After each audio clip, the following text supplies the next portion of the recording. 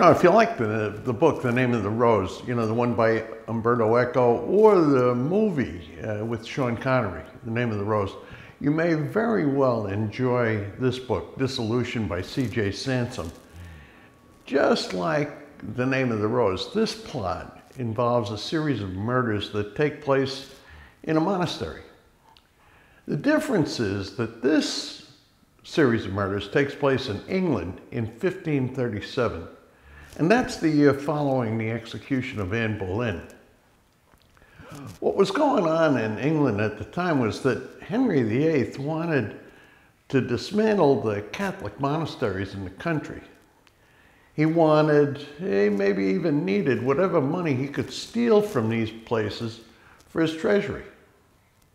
And he gave the job of collecting to his underboss, Thomas Cromwell.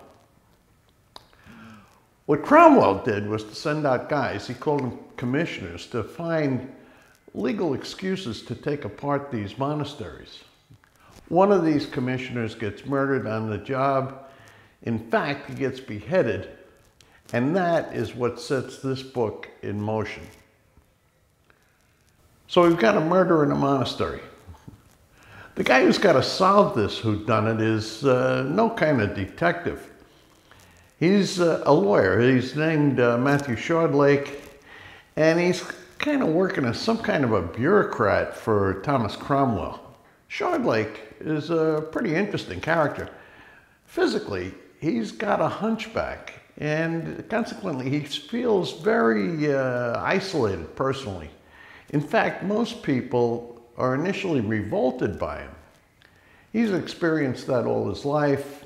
He's mostly gotten past it, but as you'd expect, it still bothers him. In religious terms, and this is important, he's a firm believer in the reformist cause, but he's got moral reservations about all the death and the destruction that it's brought along with it. He's very afraid of Cromwell, but he's doing his best to make a kind of successful career. So he's kind of walking a fine line between his ambitions, his fears, his ideals, all while trying to solve this crime. The book takes you inside his mind as he tries to thread his way through all this. And the book's also got a pretty good cast of supporting characters. They include his personal assistant, a man named Mark Poor. Of course, you've got Thomas Cromwell himself.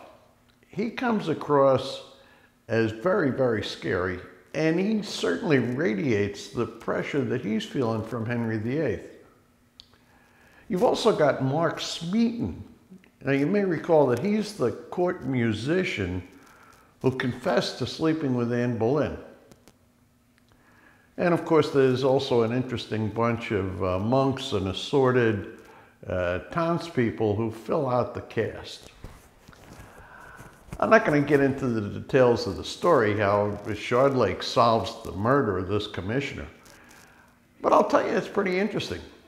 There's a lot of action and a lot of twists and turns in the plot. In fact, every time I thought I had figured this thing out, something else turned up, which caused me to rethink the whole thing. What's super interesting about this book is its setting. You get a kind of gritty feel for what life was like in Tudor England. You know, you've got political intrigue, but you've also got a lot of fear. People are living in a totalitarian state.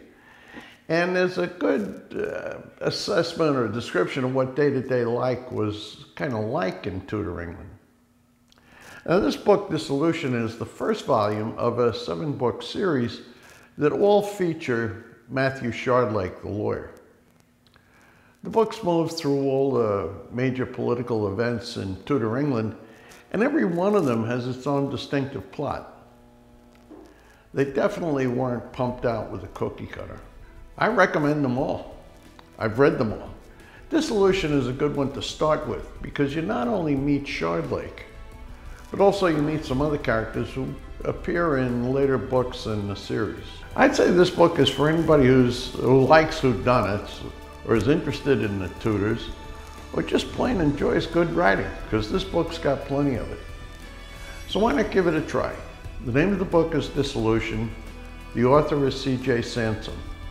That's this week's recommendation.